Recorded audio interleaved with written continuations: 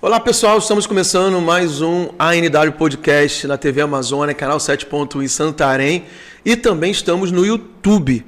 E para todos vocês, tanto quem está assistindo agora na TV e também pela internet, você pode nos ajudar a levar esse programa para muito mais pessoas de forma muito simples. Basta você copiar o link e enviar nos grupos do WhatsApp, grupo dos amigos, grupo da família, grupo do futebol, grupo da célula, grupo da igreja, enfim. Porque hoje o programa está demais. O nosso convidado não é a primeira vez que ele vem aqui, na verdade já é a terceira vez. Nós temos uma regra, quando é a terceira vez ele passa a ser um sócio e vai ter que investir no programa. Mas já anunciando, o nosso convidado de hoje é meu amigo pessoal, irmão e professor Flávio. Para quem não conhece o Flávio, Flávio é um multicampeão de jiu-jitsu e outras artes marciais também, mas principalmente jiu-jitsu. Tem a sua academia já muito renomada aqui em Santarém, a Guiborim, que já formou muitos atletas campeões e continua formando. E o Flávio também continua sendo um atleta de elite atualmente no nosso estado, nível estadual, nacional, mundial. E nós vamos falar sobre a vida dele, essa parte de atleta, principalmente das conquistas de 2025, do ano passado, e quais são os planos dele para 2026. Então, meu amigo Flávio, seja bem-vindo mais uma vez ao ANW Podcast. Eu que agradeço, né, o convite, terceira vez, né, vou pedir até música no Fantástico. É verdade, já pode pedir. Mas estamos aqui para falar um pouco, né, dessa nossa trajetória aí, conquistas, frustrações, né, e o plano para o futuro, né. Vamos caminhando aí aos poucos, se levantando aos poucos também e seguindo. Vamos seguir que não pode parar não.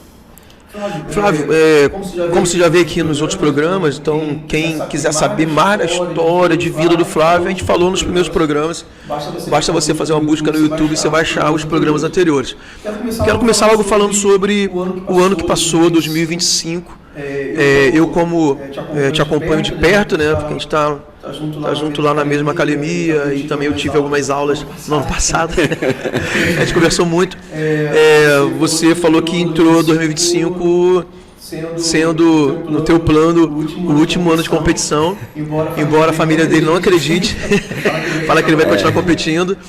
Mas como é que foi assim? Eu vou voltar mesmo para o ano virada 2024-25. Por que você decidiu que 25 seria seu último ano de competição? E qual eram os seus planos para 2025? Mas depois a gente fala como esse plano foi executado e o que deu certo e o que deu errado. Mas como é que você entrou 25, voltando um ano atrás, como é que você entrou? Quais eram os teus planos para aquele momento? Sobre competição, sobre encerramento de carreira como atleta, etc. Essa questão é até uma briga em casa, né? Porque o meu filho fica falando, né? Todo ano você fala que vai parar. Aí você nunca para. Aparece uma luta, você se manda para lá e ganha, e volta, a gente vai parar e vai de novo, né? Mas esse planejamento é porque eu estava vendo que a equipe estava muito desfocada, né? Então, apesar de eu ser um atleta de elite, um atleta renomeado e tudo mais, a minha equipe ela deu uma estagnada, ela parou de crescer. E o motivo era porque o foco estava em mim, né? Então não tinha como eu querer ser campeão mundial, internacional, de qualquer evento, focando em mim e na equipe. Eu precisava de tempo para mim, né? Tanto é que foi bem sacrificoso tudo isso, né? Eu tive que tirar tempo, eu deixei de ter tempo com a família, eu deixei de cuidar do meu negócio, né?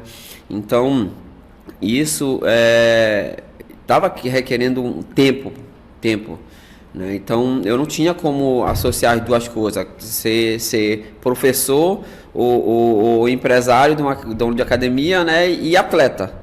Então, era muita coisa para mim, e aí eu digo, cara, eu vou focar só em mim. Vou focar só em mim, aí conversei com os outros meus professores de faixa preta para eles tentarem me ajudar com a academia, né? Só que não é a mesma coisa, né? As pessoas vão na sua academia para treinar com você, né? Você é referência. Então, ficava difícil, porque eu olhava algumas aulas, algumas pessoas não gostavam, e quando eu dava aula as pessoas gostavam, voltavam, né?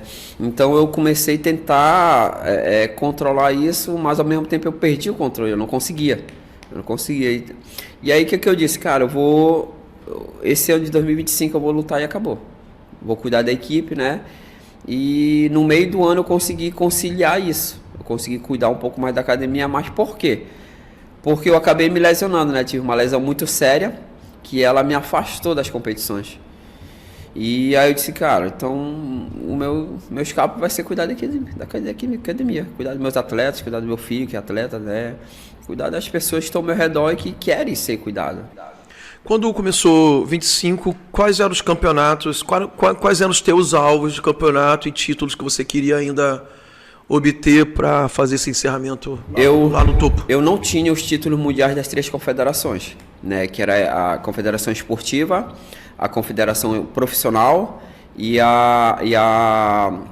o de Nogi, né? Eu não tinha os títulos das 3 confederações. E aí eu determinei baixar de peso, né? Perder os 17 quilos, lutar na categoria pluma até 70 quilos, né? Então sempre eu baixava para 67, 68, para ficar mais tranquilo no meu peso, né? E a cabeça ficar bem. E aí o primeiro evento foi em fevereiro, que eu lutei o campeonato de Nogi e ganhei as categorias, né? Pena, né? E o absoluto. Então conquistei os 2 primeiros títulos mundiais. Era um que você não tinha. Era um que não tinha. Nogi. Eu nunca tive. Só para explicar ao público o que é. Explica rapidinho o que é Nogi, porque quem não acompanha não sabe. Gi e Nogi, né? O jiu-jitsu aí tem uma palavra que acompanha aí logo em seguida, que é Gi e Nogi. O Gi é com kimono, né? É a luta do jiu-jitsu com kimono. E o Nogi é o jiu-jitsu sem pano, que é sem kimono, né? Que a gente luta com mais camisa mais de lycra e tal, né? Short. Ou então tem algumas pessoas que usam a leg, né? Própria para homem, para lutar. E aí eu nunca tive esse título mundial eu tive Nogi, mas brasileiro, pan-americano, sul-americano, mas mundial nunca tive. E aí eu conquistei pela primeira vez esses 2 títulos, né, nas categorias. E aí começamos a treinar para a categoria profissional, né, para a Confederação de Jiu-Jitsu Profissional. E aí eu fui campeão na categoria e na outra categoria que eu tava lutando na final, eu acabei me lesionando sério, né? Tive um rompimento de ligamento, tendão do cotovelo, e isso me tirou da competição, sendo que eu já cheguei machucado na competição, né? Eu já cheguei machucado numa lesão de treino no ombro, né? E aquilo me preocupava também, que era outra lesão de ligamento. Mas aí a gente continuou o processo, né? Com a esperança de lutar em novembro o outro mundial, e acabou que não conseguimos, mas eu praticamente me tornei o único atleta em Santarém em conquistar 4 títulos mundiais no ano, né? Então eu praticamente sou o único em Santarém a ter esses títulos, né? Das 3 confederações. E foi tudo agora em 2025? Tudo em 2025, né? Foi os eventos que eu programei lutar, que foi os 3 eventos só que eu ia lutar. Os outros que eu lutei, como Nacional, Paraense, Norte Brasileiro, eles foram um evento teste para mim ver como estava a minha performance, né, o que a gente precisava ajustar em termos de condicionamento, né, porque hoje eu mantenho meu treino lá no Zenf, né, o Zenf é o lugar onde eu faço toda a minha preparação física, né, é o lugar onde tem a estrutura para hoje me deixar como um atleta fisicamente, mentalmente, né, bem preparado. Então é lá que eu faço toda meu treinamento, meu preparo, né. Então os outros eventos que eu luto é para ver performance, não é finalidade de ganhar ou perder. A gente já entra consciente de que não é para ganhar. Se for campeão, beleza, mas a nossa intenção é performance. É performance. Deixa eu aproveitar e fazer essa propaganda mais forte ainda do Zenf, também é onde eu treino.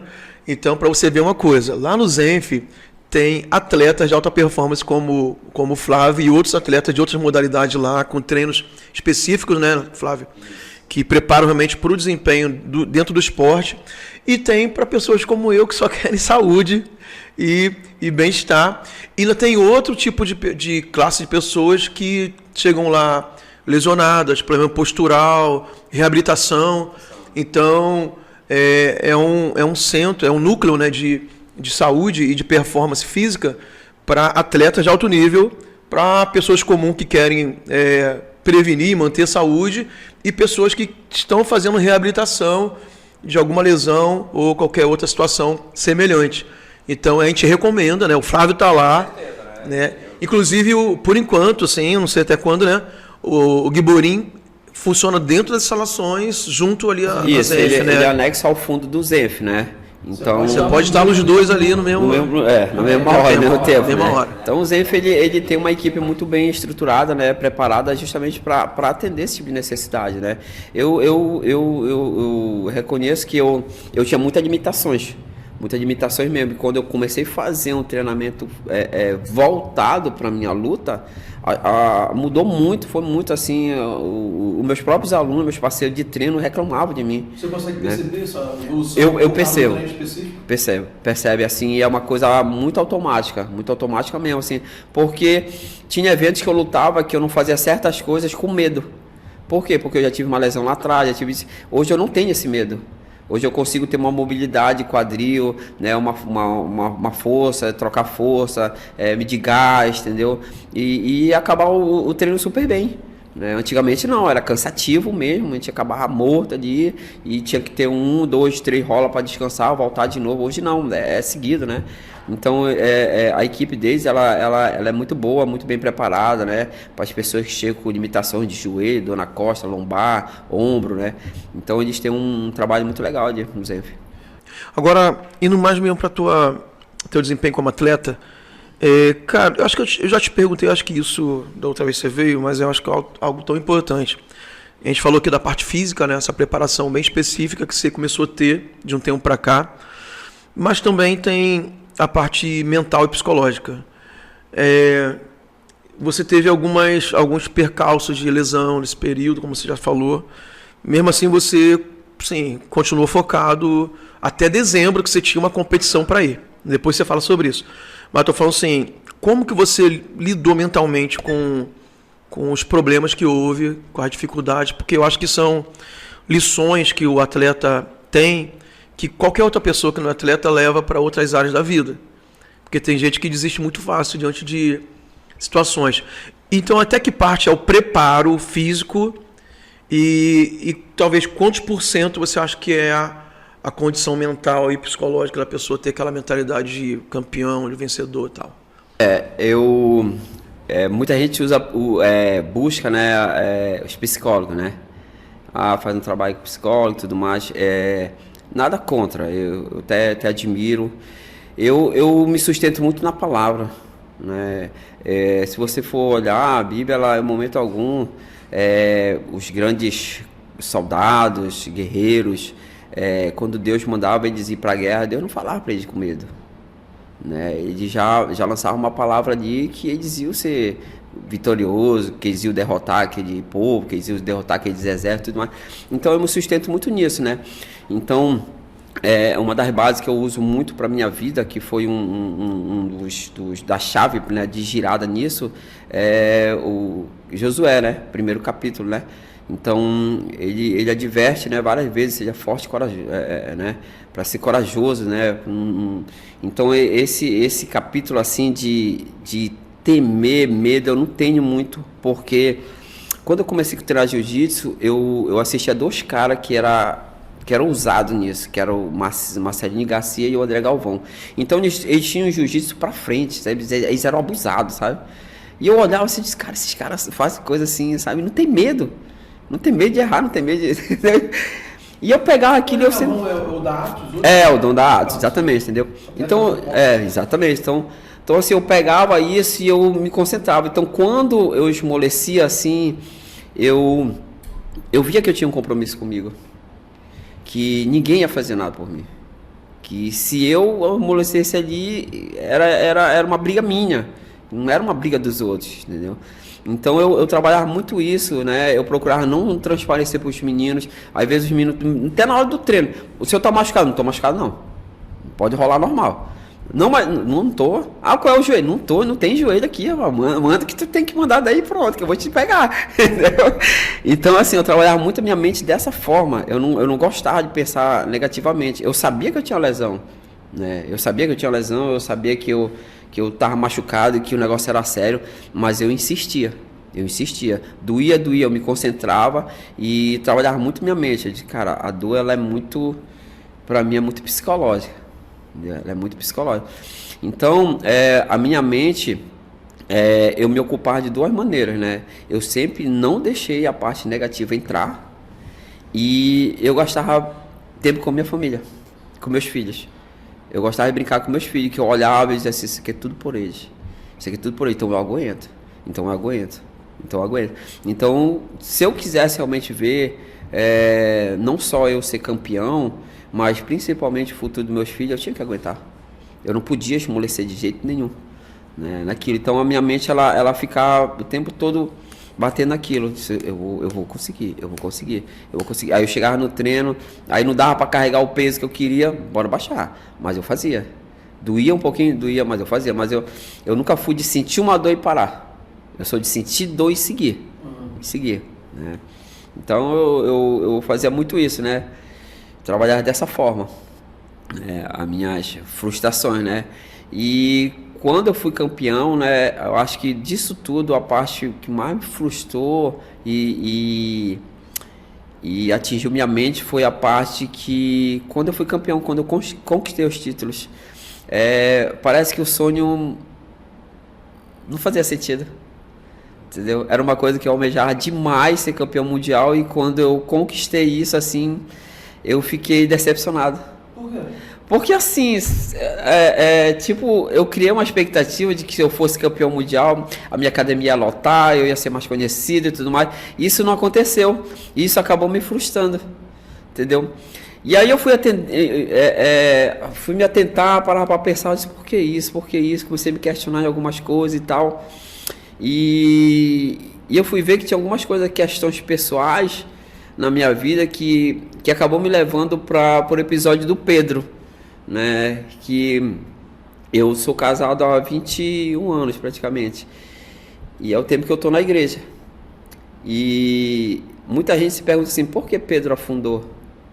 As pessoas dizem que porque ele não teve fé, né? Beleza, é um dos episódios, só que aconteceu 2 episódios antes dele afundar.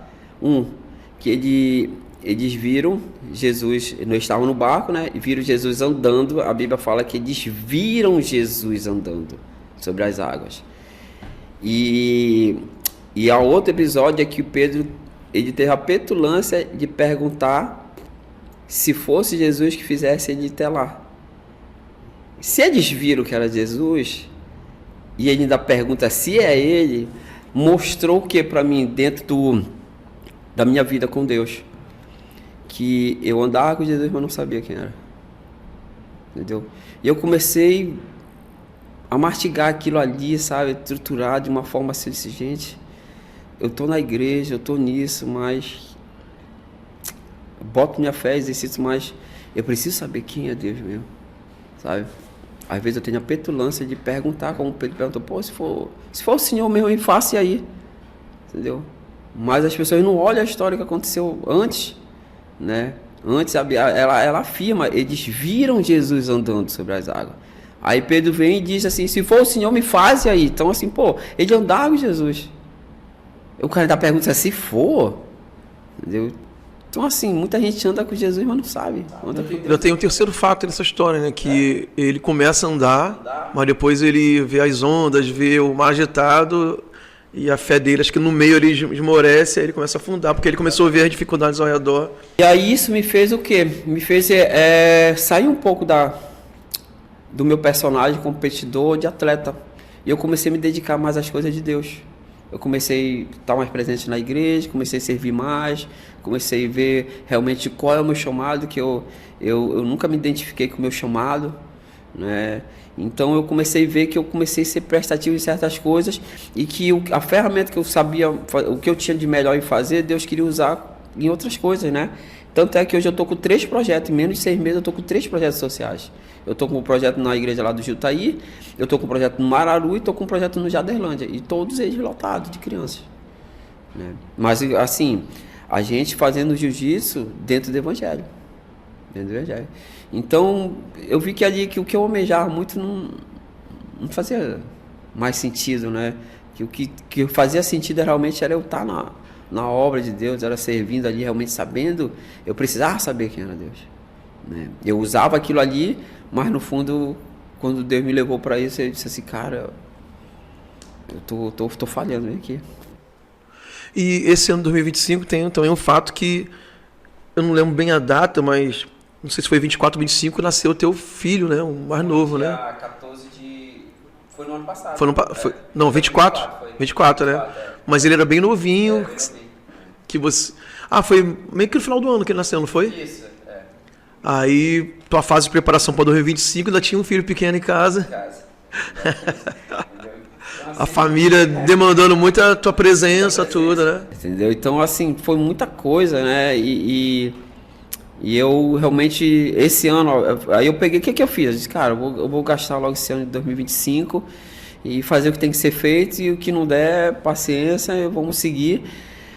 E decidi, 2026 não luto mesmo, mas vou continuar minha preparação física, vou me dedicar à equipe para 2027 voltar firme e forte, para botar mesmo assim. Então, a ideia de 2027 é o europeu, é o único título que eu não tenho na minha carreira de jiu-jitsu, é o campeonato europeu. E europeu tem que ir para lá, né? Porque tem mundial no Brasil, né? Os mundiais acontecem também no Brasil, alguns, né? E, claro, os nacionais... Tem um outro mundial na Califórnia também, Tem o Brasil e tem na Califórnia. Aí o europeu é... O europeu não tem jeito, o europeu tem que viajar. Tem que ir mesmo. E é uma viagem com custo alto, né? Então eu tenho em cima... Euro, né? Não só a passagem, mas lá é euro, né? Mas a gente tá focado. Vamos ver aí como é que vai andar, né? Vamos voltar aí pro foco, né? E assim, graças a Deus eu tive uma equipe, um apoio muito grande, né? Minha equipe, ela foi fundamental nisso, né? O meu nutricionista, né? Eu sou acompanhado pelo Glauber Marinho, é um cara fenomenal, né? Que também tá aqui. A gente anda só com os melhores. Então, assim, é um cara que eu tenho feedback muito legal com ele, né? Eu ligo pra ele, Glauber, tá acontecendo isso, olha isso. E aí ele já ajusta a dieta, manda de volta, né? Tem o Rafael Andrade também, que mora em Londrina, que é um faixa preta meu também, nutricionista. Ele acompanha alguns atletas do UFC, então ele tem os macetes ali, quando junta com o do Glauber, né? Então a coisa só melhora, né? Então teve o Zenf, né? Com a parte física, meus alunos, meus parceiros de treino, e a gente fez essa somatória aí, graças a Deus eu tive uma equipe muito boa mesmo, um suporte muito legal, né, para todos os tempos, para me chegar super bem nos eventos. E graças a Deus todas as minhas performances elas foram muito boas mesmo. Eu estava assistindo um tempo atrás uma entrevista do Melk Galvão, falando sobre o Mika, né? Aí ele estava falando assim que lá na academia deles, quando eles estão... Eu acho que agora é de São Paulo mesmo que eles estão, ou é de Manaus, não sei. Foi aquele ano de 2024 que ele ganhou tudo, né? Ganhou o Grande Slam, né? Todos os grandes torneios. Aí os caras surpreenderam porque ele falou que na academia dele, ele era o mais pesado. Então ele treinava sempre com o pessoal mais leve, os meninos mais leves, e a maioria era faixa verde ou faixa azul e tal, laranja. E mesmo assim ele conseguiu ter um desempenho muito grande, né? O cara falou, mas como? Porque normalmente o treino tem que ser um treino com um cara mais pesado, você tem que se esforçar mais, tem que simular. Aí eles estavam falando que o modelo de treino deles é tipo assim, um ensaio. Tipo assim, eles vão ensaiando, mesmo que seja com um parceiro de treino que seja mais leve, tudo, mas eles vão ensaiando. É mais como se fosse uma... Ele não usou essa palavra, eu que estou interpretando.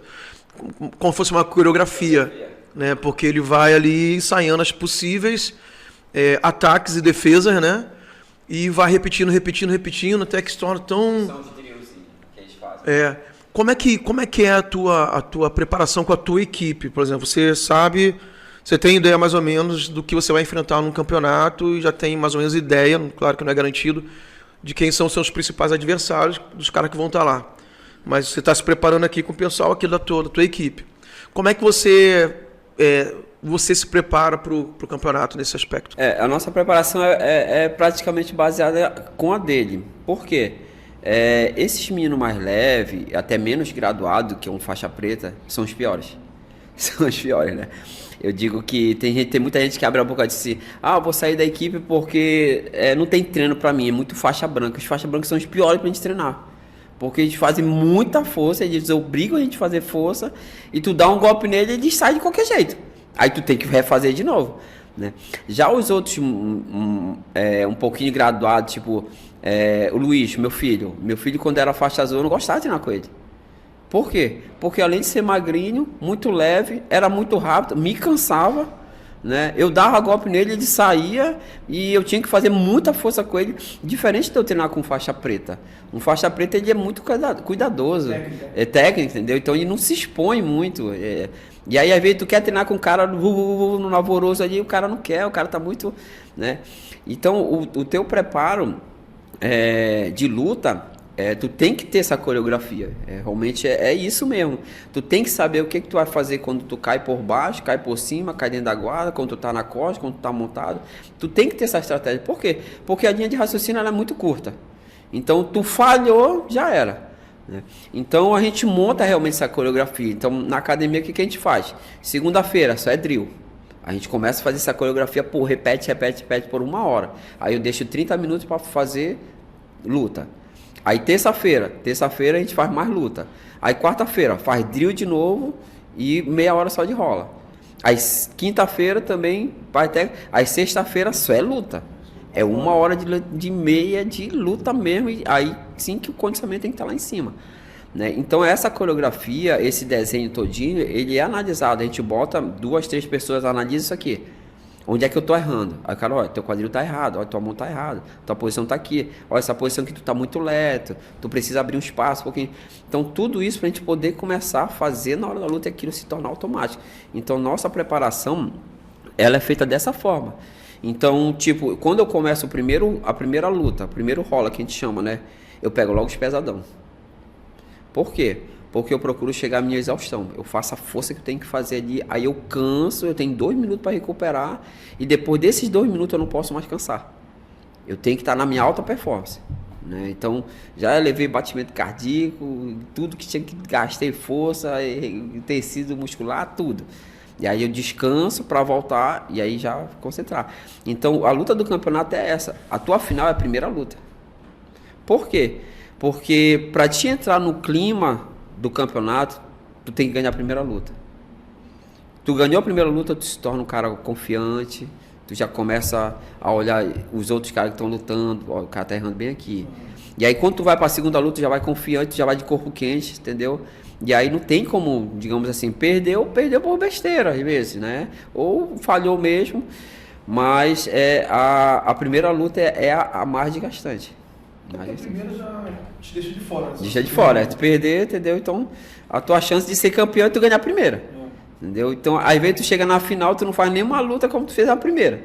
Às vezes a luta é tão tipo, eu já cheguei na final que eu quis desistir, digamos, na primeira luta. Eu ganhando uma luta, quis desistir. Aí chegou na final, não durou nem 15 segundos. Entendeu? Então, ela varia muito, né? Mas tudo isso é questão do preparo, dessa programação, de você ter. Então, o que eu faço? Eu começo com um pequeno, aí depois eu boto um leve. Aí, meu último rola, que eu já tô bem desgastado, eu pego os levezinhos. Aí o negócio pega. Que os moleques vêm. A gente fala que torna passageiro da agonia. Porque os moleques não param, sabe? Tu fica assim, né? Eu tô com 2, tô com meu filho lá, apesar que meu filho já é adulto, mas eu tenho um outro menino lá, o Henry, o moleque tem 16 anos. Meu Deus do céu, fui dar um treino com ele essa semana com ele, eu tive que parar, porque o moleque, eu disse, meu Deus, esse moleque tá muito forte, né? E fazia tempo que eu não treinava com ele, né? E eu fui treinar com ele, o moleque me deu o maior trabalho, encaixou até um triângulo em mim que eu não saí, não. Eu não bati, mas também não saí. Mas é dessa forma, né? Então o Mika, ele é um atleta de alto rendimento, né? Então não adianta jogar ele numa turma que não vai exigir dele. E vai exigir dele o tempo todo, né? Então esses meninos mais novos, eles vão exigir da gente, tanto o condicionamento físico como na experiência, né? Eu vou fazer 50 anos, né? Os meninos olham assim pra mim e dizem, pô, mas você vai fazer 50 anos, como é que você consegue fazer isso? É treino. É o treino, então eu treino muito tempo isso e eu preciso fazer isso, eu tenho que fazer isso, né? E é dessa forma que a gente vai seguindo. Flávio, uma coisa importante, né? Você é um atleta, como você falou assim, em Santarém, não tem ninguém que ganhou tantos títulos mundiais, né, de organizações diferentes. E, assim, eu acompanho, eu vejo como você se prepara, né, no sentido de a parte mental, parte física, nutrição, o preço que há, você realmente tem uma vida de atleta. Você não é apenas um cara que é do esporte, assim, não, você tem uma vida de atleta mesmo todo dia, né, e bem consistente. E assim, o que falta de apoio porque você, por exemplo, eu sei que você deixou de ir para uma competição importante, né, que era do teu calendário, importante para a cidade, para a representatividade do esporte do estado do Pará, do oeste do Pará, que é a nossa região, de Santarém. E nossa cidade está prosperando em todos os aspectos, né? O turismo, as empresas vindo para cá, tem tanto investimento do governo estadual, tem muita coisa acontecendo em Santarém. Mas eu acho que se você não consegue ir para uma competição por falta de recursos, está faltando alguma coisa. O que pode ser feito pelo governo? Porque tinha que ter verba para a parte do esporte, né? Prefeitura, governo do estado, e também as empresas, de que forma as empresas podem se interessar e entender que pode ligar a marca delas com um atleta de alta performance que pode representar uma marca e aumentar o valor dela, fazer uma parceria de sucesso. Como é que você acha que isso pode ser executado de verdade? Bom, eu estou 28 anos competindo, então isso para mim o meu maior adversário é isso, né? O apoio, né? Então a gente não tem um interesse muito grande da nossa classe governamental, né? Os políticos, né? Então uma vez até levei uma proposta para a Câmara, né? A respeito de se cada um vereador adotasse um atleta, né? Fizesse, eu acho que os atletas não passariam por essa necessidade, né? Então, verba vem para o esporte. O que a prefeitura não tem é programa para isso, né? Então, se vem uma verba, por que a prefeitura ou algum vereador já não tinha colocado Bolsa Atleta, como funciona em Belém, né, do governo? Tem um Bolsa Atleta Nacional, que é por Brasília, pelo Ministério do Esporte, né? Que é muito burocrático para você entrar hoje e receber, que é até um dinheiro bem legal, né? Uma ajuda bem legal. Mas eu acho que a prefeitura, junto em parceria junto com o vereador, eles deveriam montar um programa para isso, né? Porque nós temos atletas, nós temos muito talento aí na cidade, principalmente a criança, né? Olha, teve uma equipe agora de fora, Tapajós Fight. Os caras levaram, parece que 21 crianças para o Mundial agora, 18 ganharam. Entendeu? Então, assim, você já vê a grandiosidade disso, de quanto o nosso esporte... Os pais bancaram? Os pais bancaram, fazendo rifa, indo por sinal, né? Inclusive, até um pai foi notificado pelo Conselho Tutelado que não podia, tiveram que tirar as crianças, entendeu? De lá, e aí os próprios pais iam e vendiam, aí faziam o Pix premiado, então eles vão se virando, a gente vai se virando, né, dessa forma, porque a gente não tem esse apoio, né? Tem algumas empresas que apoiam a gente, sim, só que a maioria dos apoios são troca, permuta, né? Então, assim, é interessante, mas o interessante realmente é que entrasse a verba para sustentar o nosso custo, viagem, alimentação.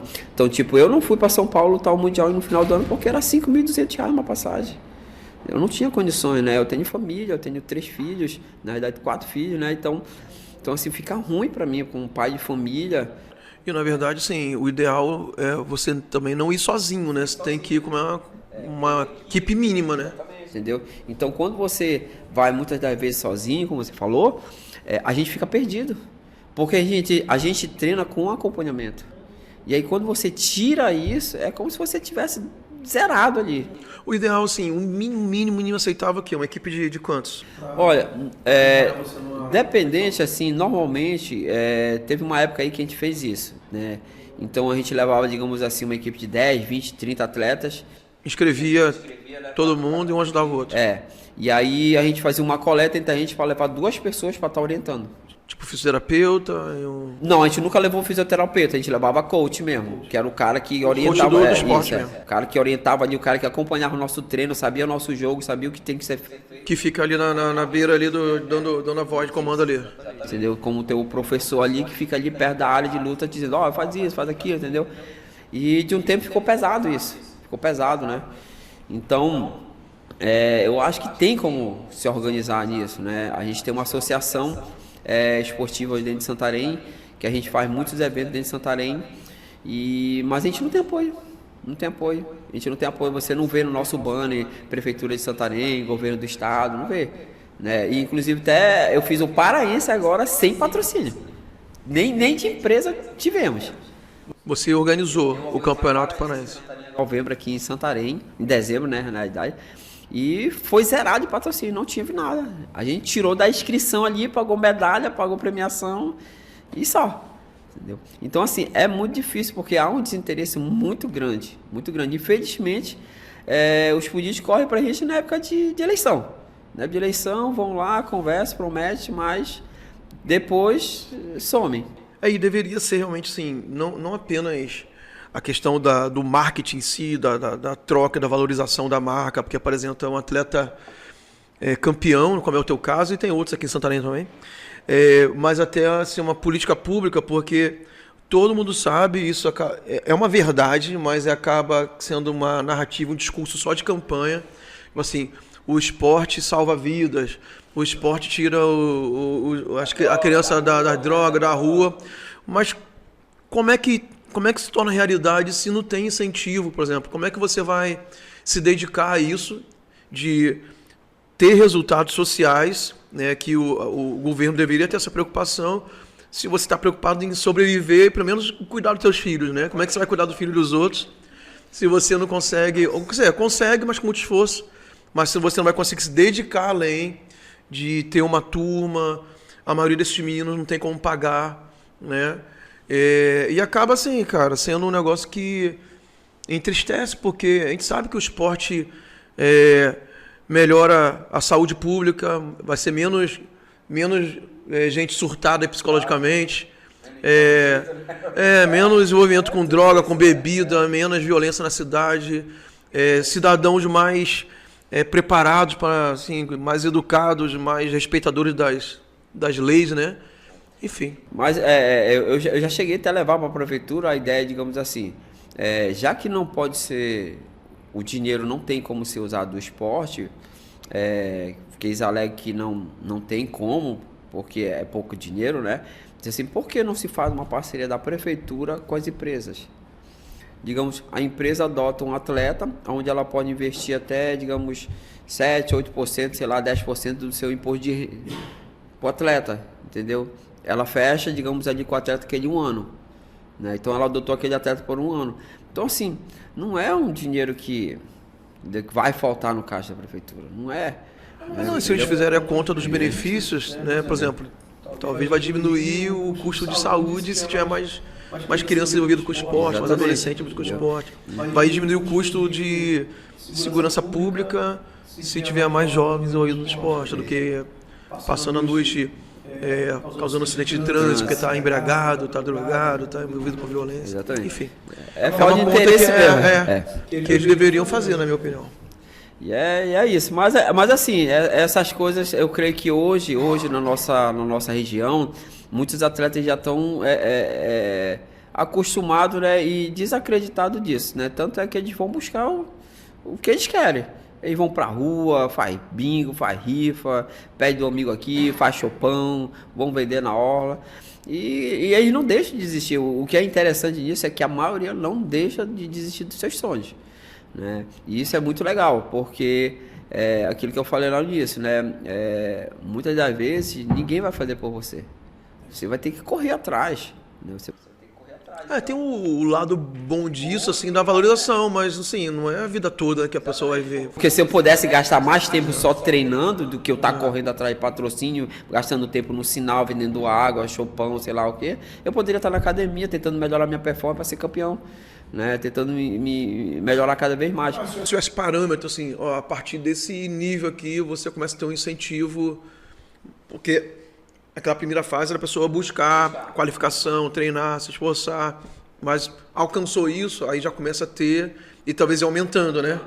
Para a pessoa, por exemplo, você já está competindo nos melhores campeonatos do Brasil e nos maiores títulos, né? Mundial, Sul-Americano e tal. E você quer ir para a Europa. Poxa, imagina essa representatividade e voltar e ter essa divulgação de que Santarém tem um atleta nesse nível, assim como outros, né?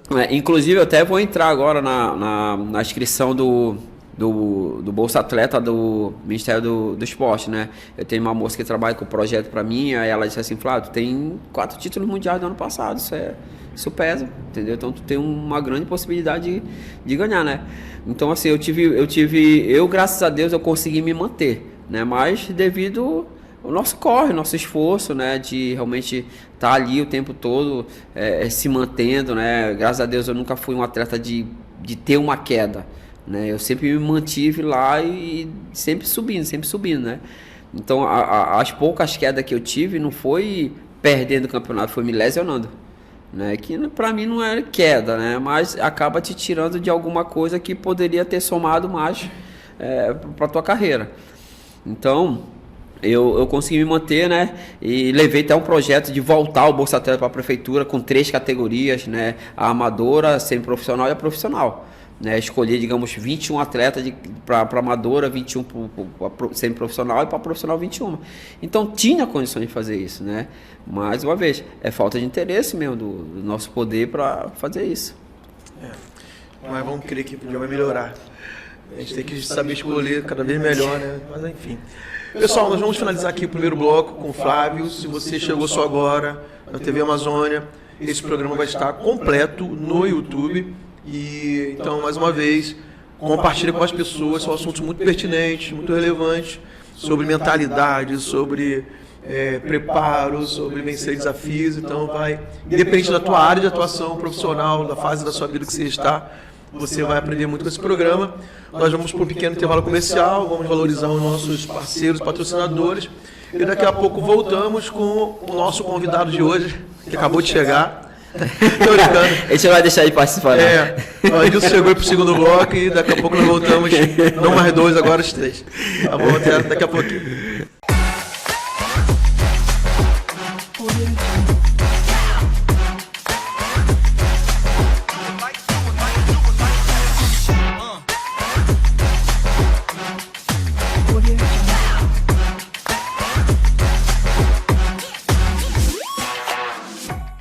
Olá pessoal, estamos de volta aqui no ANidade Podcast. A magia aconteceu, chegou mais um de repente. O convidado agora chegou. Então, o Adilson estava num compromisso, não pôde estar na primeira parte do programa, mas está aí para sempre colaborar com as suas perguntas super inteligentes e obrigado, querido. Obrigado. Seu bom humor, sua alegria. Obrigado. Né, Adilson? É isso aí, tamo junto. E hoje, pela terceira vez, né, estamos com o Flávio. Exatamente, isso quer dizer que agora ele vai ser o nosso parceiro, né? Eu já falei para ele lá no início do programa.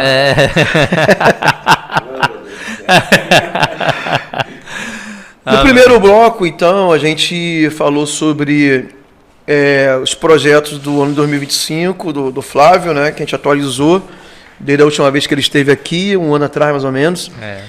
E foi um ano de lutas, né? Lesões, superações, mas também muito êxito. Se tornou campeão mundial aí 4 vezes de novo. E em categorias não, em competições diferentes, né? Em organizações diferentes. Mas estamos já em 2026 e certamente o Flávio tem um plano. Verdade, tem um plano. O plano realmente 2025 a gente vai deixar um pouco lá para trás, né? E tem muita coisa boa agora para 2026, né? Então, A única coisa que eu trouxe para 2026 foi uma lesão, né? Que eu tô cuidando, graças a Deus, né? Mas essa lesão ela foi bem séria, né? Ela teve um rompimento de ligamento, tendão, onde eu tinha que operar e eu me calei, né? Eu me calei para minha família, me calei para meus atletas, me calei para todo mundo e fui curando na tora, porque o valor era absurdo para a cirurgia e eu não queria que ninguém soubesse disso, porque eu sabia que a equipe ia dizer para mim parar e eu não queria parar. Eu não sou de baixar muito minha cabeça para isso, né? Eu costumo dizer nos treinos que eu não gosto de ir no médico, porque o médico vai me cobrar uma consulta cara, vai me mandar comprar remédio caro e vai me mandar ficar parado. Aí eu não vou, né? Então, 2026 ela vem bem recheado aí.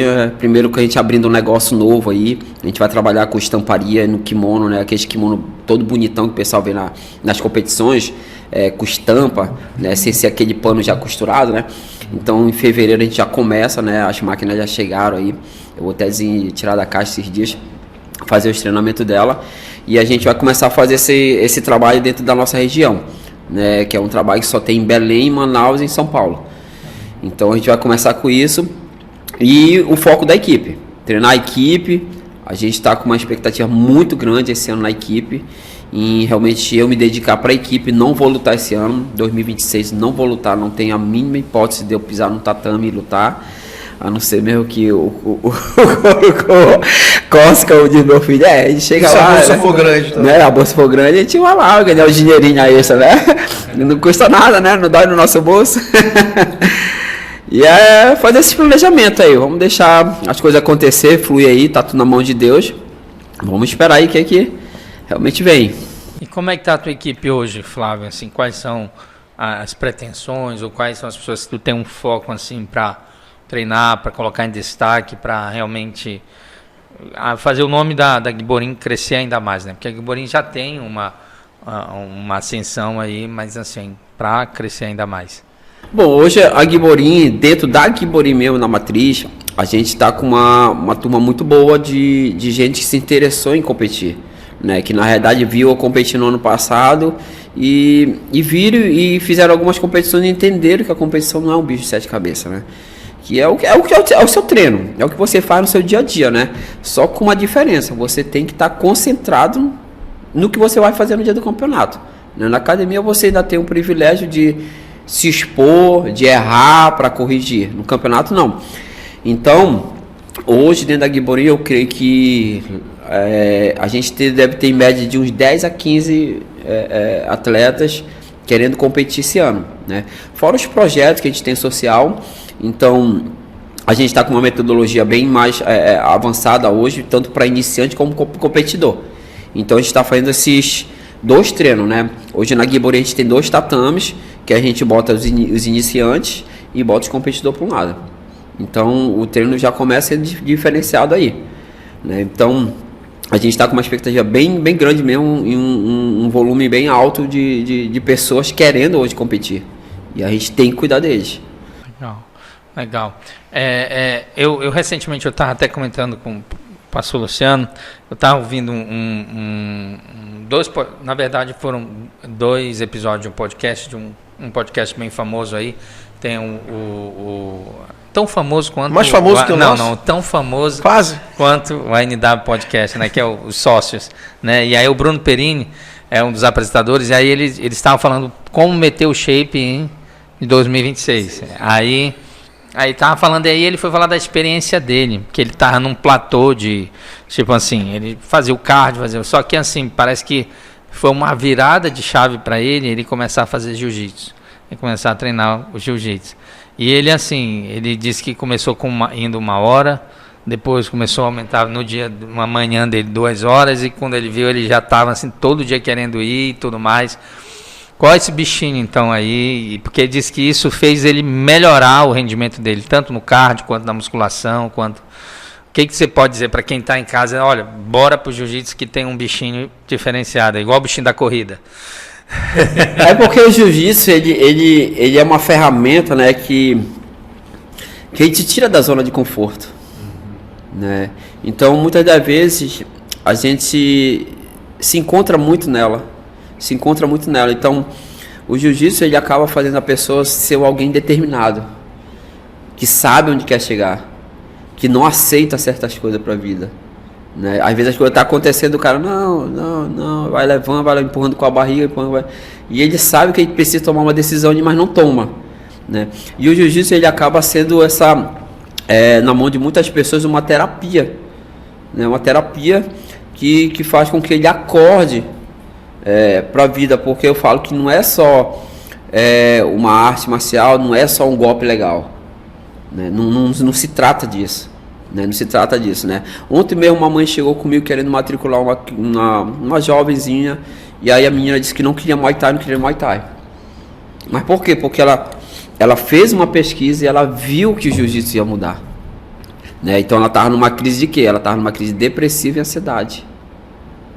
E ela viu que ela pesquisou e ela viu que o jiu-jitsu ia ajudar ela aqui. Quem ajudou, a mãe ou a filha? A filha, a menina. A mãe queria Muay Thai. A mãe queria Muay Thai. Queria colocar ela até no Muay Thai particular comigo. E aí eu disse assim, não mãe, coloca ela no jiu-jitsu. Coloca ela no jiu-jitsu, ela vai ver. Por quê? Ah, mas ela sofre disso na primeira aula, ela não vai querer. Eu digo, não, existe um processo. Aí eu chamei a menina, olha, existe um processo. Você não vai conseguir uma identificação no jiu-jitsu do que você está passando na primeira aula. Por quê? Porque isso acontece no teu dia a dia. Aconteceu uma vez, aí tu não quer mais. Então o jiu-jitsu a gente vai ter que trabalhar, vai ser 1 semana, 2 semanas, mas eu tenho certeza que menos de 1 mês você vai estar bem diferente. Por quê? Por causa da ferramenta que a gente usa, né? Então vai ter no jiu-jitsu o que ele submete a pessoa a todo tipo de situação. Quando cai, o que você tem que fazer? Você tem que levantar. Quando fica por baixo, você tem que tirar quem está em cima. Quando você bota aqui para baixo, não pode deixar sair de lá. Entendeu? Então isso começa a fazer o quê? Que ela começa a criar autoconfiança e dizer assim, cara, eu consigo fazer isso. Eu sou capaz de sair dessa situação que eu estou aqui, eu sou capaz de sair e virar o jogo, né? Então essa ferramenta que a gente usa do jiu-jitsu, que transforma, realmente faz com que a pessoa dê uma virada de chave, ela é muito legal. Ela vai muito além mesmo. Legal. E além, eu acho que também tem essa questão do cardio, né? Também se torna um bom cardio. Se torna um bom cardio, né? Antes as pessoas procuravam mais por ser um cardio, né? Muito forte, né? Então eu tiro por mim. Então, tipo assim, o treino de sexta-feira, que é o treino mais forte que a gente tem, eu perco 3,5 kg no treino de 1h30, né? Então, assim, é muito forte, né? Ele é muito forte. Então eu baixo muito de peso, né? Até porque, assim, é diferente de mim, né? Vou falar um pouco de mim, porque como atleta eu tenho acompanhamento. Então, o meu treino de competição é a hora que eu faço a desidratação. Eu não posso beber água no meu treino. Eu posso beber água depois de 45 minutos que acaba o meu treino.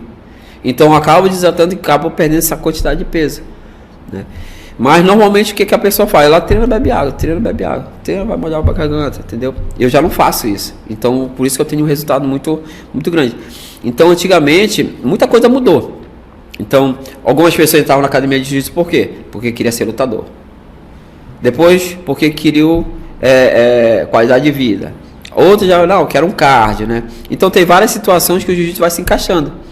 E se você for ver depois no final, é tudo junto, né? É tudo junto e misturado, mas com a finalidade de quê? De fazer com que ela crie aquela autoconfiança e saiba que ela é capaz de sair daquela zona ali onde ela se encontra e procurar ser o quê? Uma pessoa melhor, um filho melhor, um pai melhor, um marido melhor, né?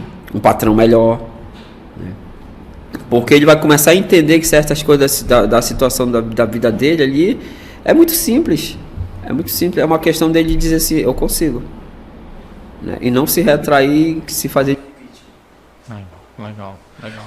E Flávio, fala um pouquinho sobre tuas expectativas com o teu filho, com o Luiz. Eu sei que ele está na fase de decisão aí, né? Que todo jovem passa, né? Faculdade, outras perspectivas, mas você tem também visto nele, né? Ele graduou juntamente com vários outros, né? Do Guiborinho agora, em janeiro, não foi? Isso aí, pegou a roxa, faixa roxa. E ele já fez uma competição agora, ganhou, né? O Luiz no ano passado ele teve umas competições meio em cima da hora, né? Primeiro que no ano passado ele não treinou bem para as competições, né? e decidia em cima da hora, mas graças a Deus, assim, todas as lutas dele foram muito bem, finalizou todo mundo, né, e foram rápidas, né. E esse ano ele sentiu a necessidade de chegar em mim e dizer, pai, eu quero competir, eu quero que você me treine, né. E eu perguntei pra ele, você quer isso mesmo? Porque, olha, o outro ano é ano de faculdade, é ano disso, entendeu? Você tem que tomar uma decisão, o que você quer?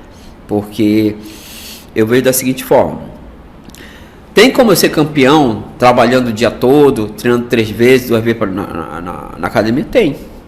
O cara que é campeão não é só aquele cara que treina todo dia, não é? É aquele cara que se dedica ao tempo que ele tem. Então, se tu de dedicar o tempo que tu botou para treinar, tu consegue ter bons resultados, mas tu tem que chegar lá, te dedicar para fazer o melhor. Tu não pode chegar lá, te dedicar e fazer de qualquer forma. Então o Luiz, ele tá numa fase muito, muito boa, né? Inclusive eu até fiz uns treinos com ele esses dias, tá muito forte mesmo, muito forte, assim, que se eu não me fizer de homem, ele me bate. Me bate mesmo. A moçada reclama muito dele, assim, não que ele machuca, ele não é um menino de machucar ninguém, mas da força dele, do desempenho dele, né? Então... E agora ele tá fazendo preparação física específica, né? Ele tá fazendo treino específico, então tá cada vez mais forte. Então não só o Luiz, como alguns meninos da idade dele, também no peso, né? A gente tá se dedicando muito e a gente tá com uma expectativa aí, realmente, eu até falei pra isso, assim, vamos lutar os 3 mundiais, como eu fiz. Vamos botar meta, né? Então, ele tá empolgado aí pra lutar os 3 mundiais e ser campeão. Né? Então a categoria do Luiz, ela é uma categoria muito complicada porque ele é muito leve, só que ao mesmo tempo ele é muito forte porque ele é o maior dos meninos em termos de estrutura, né? Ele é o maior dos meninos. O Luiz, ele não passa de 49 quilos, né? Que olha assim, o Luiz, acho que o Luiz tem 60 quilos, ele tem 49 quilos. É sério? Eu não deixo ele passar daquele peso justamente porque ele chega na categoria bem muito forte. Entendi. Então aí a gente já começa a fazer a estratégia dele, né? E aí eu pego ele, vejo o que tem de melhor nele, o que ele sabe fazer de melhor, e a gente faz os drillzinhos como a gente tinha conversado, né, do treino do Mika, né, pra ele justamente fazer aquilo na hora da luta. Então ele cai em certas situações na luta que eu mando ele recomeçar. Eu digo, recomeça. Aí ele já sabe que é pra ele chamar pra guarda, laçar o braço e dar milão, que é o que ele faz de melhor. E ali, quando ele chega ali, eu já fico tranquilo, eu digo, vai pegar. Nem bato cabeça não e ficar desesperado, gritando, bah. Não, eu já sei que vai pegar. Então é um menino muito confiante quando ele chega naquela confusão, naquela posição ali que ele me deixa tranquilo. Ele é guardeiro. Ele é guardeiro. Mas isso foi fruto de um castigo que eu dei pra ele 2 semanas. Que ele queria ser passador no Campeonato Pan-Americano. E a gente acabou discutindo. Eu disse assim, ó, você vai ficar de disciplina 2 semanas fazendo guarda e dando armlock. E ele não entrava no treino de jeito nenhum. Ele ficava separado no tatame só fazendo aquilo. Fez 1 hora. Todo dia de treino fazia 1 hora. Aí chegou no Pan-Americano, finalizou todo mundo daquele jeito. Aí foi pro Mundial, finalizou. Finalizou, aí perdeu na final, mas perdeu assim pra um cara que hoje é o top na linha dele, né? Tá morando até nos Estados Unidos, treinado, cara. Então assim, é um moleque muito bom, né? Que foi o japonês, o Ricardo Yoshida. Então, ele bateu de frente, aquele moleque ali, foi uma briga muito boa. Mas hoje eu tô voltado pra ele, né? Gastar tempo com ele, treinar ele. Né? Ele inclusive, eu mudei até o treino dele. Ele tá treinando de manhã comigo, porque justamente eu quero acompanhar isso. Digo, não, tu vai sair do treino da tarde, que eu quero que tu treine de manhã comigo, porque eu quero que pegue pesado contigo mesmo. Quero que bote pra moer nele. Entendeu? E botar o moleque pra funcionar. Tem que funcionar. Agora o negócio pegou. A roxa não é brincadeira não. Os caras são bons mesmo. Legal. Eu sou leigo, eu não sei se o pessoal que está assistindo em casa... Deveria fazer uma aula com a gente, rapaz. Não, tem só uma. Eu acho que eu tenho. Só esse vídeo. Deveria experimentar. Mas agora ele deveria fazer, porque agora o kimono vai fechar. É verdade. Naquela época o kimono nem fechou, agora é um novo homem, mano. Um novo Adilson, atleta. Ei, cara, mas qual a diferença das faixas? Mentira que eu nunca perguntei isso. No adulto ele começa na branca, né? E depois vai pra azul, pra roxa, marrom e preta. Já os kids, né? Eles começam branca, aí vem cinza, aí vem cinza e branca, cinza e preta, aí amarela e preta, amarela e cinza, entendeu? Aí vem verde, vem laranja, aí vem azul juvenil e depois pega a roxa. Caminhada longa. Então o teu filho já tá perto da... Não, o Luiz ele pegou azul com 16 anos, eu esperei inteirar 18 anos, praticamente por 19 para dar a roxa para ele. Ele ficou quase 5 anos. Eu deixei ele amadurecer bem ali para poder chegar num nível bem... Agora, mas depois da roxa agora? Depois da roxa ele vem para marrom, aí depois da marrom vem para preta. Entendeu? Então assim, vai pegar preta muito novo, né? Isso, entendeu? Então tá bem legal assim, né? Mas assim, tem algumas escolas nos Estados Unidos que ela adota todas as faixas. Então as faixas que são para os kids, eles dão às vezes para o adulto. Entendeu? É branca? Não, ele vai para cinza agora. Sim, entendeu? Então assim, é uma metodologia que eles usam que é até legal, porque tem uns filmes o cara... de comédia que aparece o cara grandão junto com as crianças dizendo, não, é exatamente isso. Eles fazem lá nos Estados Unidos, já vi que... Mas assim, é uma metodologia que funciona muito, porque o cara chega muito bem na faixa preta. Muito bem mesmo, o cara chega bem com conhecimento muito elevado, né? Um nível técnico muito alto. Então isso é muito legal. Sobre o Luiz e sobre os outros meninos, né, que você está preparando a equipe, eles vão pelo caminho só com kimono, ou também eles vão poder participar de competições de no-gi? Todas as competições, né? Então a gente tem agora em Santarém, em abril, o Brasileiro da Bad Boy. É um evento nacional que roda, tudinho vai ser feito em Santarém esse ano, esse ano, dia 19 de abril. Né? Já está lançado, inclusive, da Bad Boy. Então o presidente da Federação Paraense me ligou, disse qual era a possibilidade de fazer o evento aqui, nós conseguimos a arena para fazer, então vai ser feito lá. Esse evento muita gente gosta de participar porque é um brasileiro da marca Bad Boy, ele é feito pela marca mesmo Bad Boy. A Bad Boy desde os anos 90, né? Que isso, patrocina. Eles tinham um evento muito bom no Rio de Janeiro, que era lotado.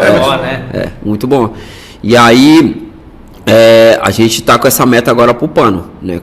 O jiu-jitsu com pano. Então a gente está treinando toda a equipe para lá. E a gente tem 2 eventos de no-gi para participar.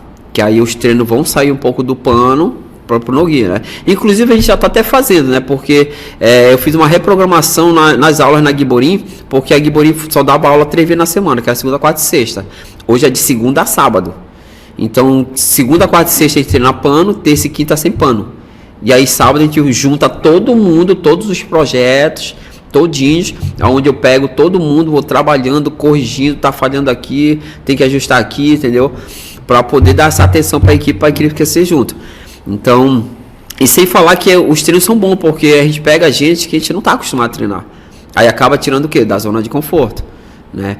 Então, tipo ontem... Pega o pessoal que não treina junto, aí tipo uma competição que ninguém se conhece ali. Que ninguém se conhece, né? E aí a gente faz isso, né? Então ontem eu até passei um treino a respeito de decisões automáticas, né? Por quê? Eu tava vendo o pessoal muito... faz assim, não. Você precisa saber o que você vai fazer e ser determinado. O que é determinado isso? É tu pegar mesmo. Não é tu pegar e machucar, é tu segurar. Tu não pode chegar no braço e... Não, tu tem que segurar no braço e puxar mesmo, fazer ele sentir. Então a gente estava treinando até essa estratégia, porque eu vejo muita gente perder posições ali, por quê? Porque não joga duro. Oh, Deus. Entendeu? Só lembra da luta do John Jones. Joga duro, entendeu? O cara se escutou ali e parou, não, entendeu? Eu inclusive já perdi campeonato assim. Já perdi campeonato, porque eu dei uma kimura no cara, e aí o braço dele foi para quebrar, e ele gritou, eu soltei. Só que na posição que o árbitro tava, ele não viu. Aí eu larguei, a luta ia continuar, a gente começou a discutir, o cara me deu uma queda e ganhou pela queda. Entendeu? Então a gente está trabalhando muito isso e a mente deles. Fazer com que eles acreditem que dá para fazer. Inclusive, né, a gente está com uma turma muito grande dentro da Guiborim de mulheres. Né? Mulheres, eu até sugeri ontem no grupo de fazer um treino só de mulheres e de homens. Só que elas disseram que não querem. Né? Por quê? Porque se você for ver. Quem agride as mulheres? São os homens, né? Então, infelizmente, né? Então, assim, quando ela mede força com o homem, ela tem noção. Quando ela mede força com uma mulher, é totalmente diferente, né? Para elas é bom, porque quando ela chega numa mulher para treinar, é muito diferente o treino dela, né? Só fazendo um paralelo, dizem que aquela seleção de vôlei, assim, que era de Cuba nos anos 90, elas se diferenciavam muito em força, em impulsão, porque elas treinavam com os homens, que naquela época não era comum. Quando elas chegavam para competir, parecia estar jogando com uma criança do outro lado. Mas é porque as mulheres eram violentas. E aí é interessante, só um parênteses aproveitando esse gancho, que o Bernardinho, ele conhecendo isso, depois ele começou a fazer isso com a seleção.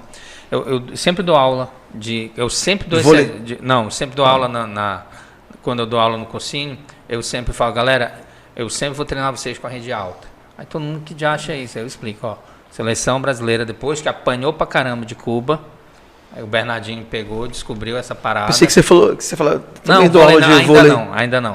Né? Só de basquete, de queimada. Não. Vamos voltar aqui. Então é isso.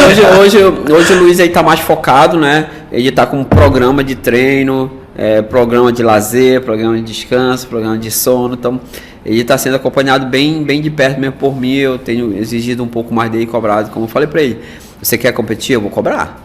Você não quer? Beleza. Segue o treino normal do dia a dia, mas quer competição, é isso. Ontem até cobrei de um faixa preta meu que eu acho que tinha mais de 10 anos que ele não competia. E aí me chamou no privado, pô, mestre, eu quero lutar, sentir vontade de novo, quero lutar fora esse ano e tal. Eu disse, mano, é assim, comprometimento. Aí ontem ele faltou no treino. Eu disse, é desse jeito que quer competir? Não, mestre, comprometimento, eu tô aqui te esperando. Entendeu? Então eu falo isso muito pro Luiz, né? Não só pro Luiz, pros outros também. Gente, ou a gente se compromete ou não compromete. Porque eu não quero gastar tempo com quem não quer. Quero gastar tempo com quem quer. Não quer? Então vamos seguir o treino normal. Vamos seguir o treino normal, porque eu não sou o dono da verdade, nem sei tudo. Eu vou buscar conhecimento para passar para vocês, pô. Eu sou um cara muito experiente. Eu conheço cada estilo de vocês, então eu vou estudar teu estilo, eu vou bater cabeça para trazer algo para fazer tu evoluir. Agora você falhar comigo também não tem como, né? Então ele hoje está mais consciente, graças a Deus, e aí tá bem, vamos seguindo. Agora, amigo, faça aquela pergunta que eu exatamente, acabei interrompendo, né? Tá perguntando a respeito da Guiborim, né?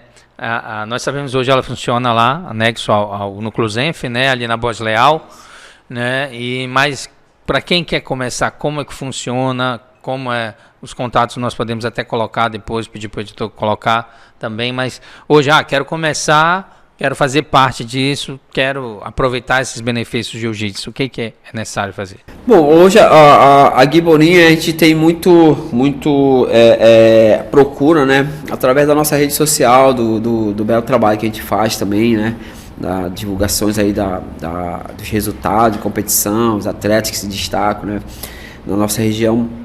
Então, normalmente hoje quem chega na Guiborim, ele pega entre 5 a 7 aulas separado.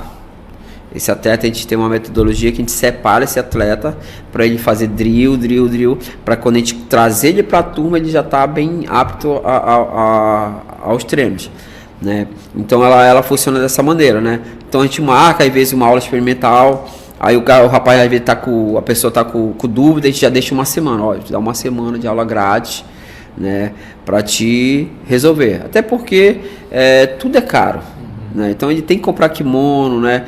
Então quando a gente já agenda o aluno lá na Guiborim, a gente já tem um kimono separado para ele. A gente pergunta se ele tem kimono, e aí o que a gente faz? Você tem kimono? Não, qual é o seu tamanho, qual é o teu peso? A gente já pergunta tudo. Olha, a gente tal hora vai ter um professor lá te esperando, ele vai estar com um kimono, uma faixa esperando para você fazer seu treino, né? A pessoa realmente vai, é muito bem recebida, e a gente já coloca ela coloca ela para fazer essas 7 aulas, né?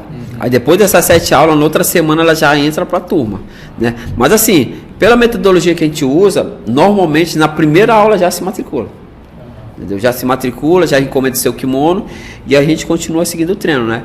Então, muita gente vai lá pelo meu Instagram, né? Que inclusive é Flávio Ferreira, né? Eu devo mudar agora para Guiborim mesmo, porque o motivo de eu ter mudado para Flávio Ferreira porque no ano passado eu trabalhei o atleta, né? Então eu tenho essas duas trocas no meu Instagram, entendeu? Então esse ano eu vou até mudar já para Guiborim, para trabalhar a Guiborim. A gente quer que a Guiborim apareça esse ano, quer que cresça a Guiborim, porque a meta é levar para o Paraense em novembro 100 atletas. Essa é a nossa meta, entendeu? Então a gente conseguiu levar agora no Paraense de novembro 55. Então eu já disse, gente, a meta é 100 atletas. 100 atletas, né? E aí a gente tá com essas programações, né? Vamos ter o seminário agora do mestre Marcos Norá, né? Que é o meu professor. vai vir para me graduar 5º grau, né? Agora eu vou pegar meu 5º grau agora em março. E aí a gente vai fazer um seminário, né, aprimorar as técnicas, ver o que é novo lá nos Estados Unidos, né, que ele vai trazer pra gente poder implantar também junto da nossa equipe. Então, a ideia é que cresça, né? Então, a parte que eu realmente digo assim, eu vou me dedicar à equipe, Vai ter um negócio novo? Vai, mas a hora de eu dar a aula na Guiborim é a Guiborim. Show de bola. Flávio, mais uma vez, muito obrigado. Você é uma inspiração para nós, grande amigo, irmão. E vocês viram aí, né, que apareceu e vai continuar aparecendo o contato da Guiborim. Então, entre em contato, faço aula experimental. Eu incentivo muito. Eu tive nessa experiência ano passado. Acho que acho que era de 24, né? Só que eu estou ausente. Pretendo voltar. Mas realmente é muito transformador, assim, o pouco contato que eu tive, eu acho que eu bato todo mundo, brincadeira. Não, na verdade eu tô brincando. Não, aumenta a sua confiança, assim, é um negócio que vira uma chave, assim, mental, realmente, em termos de confiança. Eu recomendo muito para os homens, por a questão da hombridade mesmo, recomendo para as mulheres, pela defesa pessoal. Todos os benefícios que o Adilson falou, que o Flávio explicou, é realmente excelente. E, mais uma vez, cara, obrigado por ter aceitado nosso convite, por toda a experiência compartilhada. Deus continue abençoando você, sua família. Tá sempre aí. Na próxima eu trago o Luiz aí, para falar um pouco da... É verdade. Logo, logo o Luiz já vai estar tendo muita... Já tem muita coisa para contar, mas logo, vamos trocar os lugares, né? Não vai ser mais eu. É verdade. Mas é isso aí, gente. Mais uma vez, obrigado pela oportunidade de poder falar um pouco do nosso trabalho, né? Da nossa carreira, né? Do nosso dia a dia. É isso, o Luciano e o Adilson, eles... às vezes a gente diz, não, só quem sabe o nosso corre é a nossa família, né? Mas vocês acompanham de perto o meu corre, né? Vocês sabem o quanto é sacrificoso, né? Para quem vê a gente botar só uma medalha no peito, subir no pódio, tirar uma foto, não é só aquilo lá, não. Né? Tem muita coisa por trás, né? E só pedir, né? Para que Deus abençoe o programa, vocês. E mais uma vez, obrigado. E a hora que precisar, eu vou estar disponível, à disposição. Vamos tirar dúvida, vamos bater um papo legal aí. Bem gostoso. Valeu. Obrigado, pessoal. Esse foi o nosso programa. Até a próxima segunda, né? Não estou me acostumando. E eu sei que 2026 já está sendo incrível, né? E vai continuar sendo. Um forte abraço para todos. Até a próxima.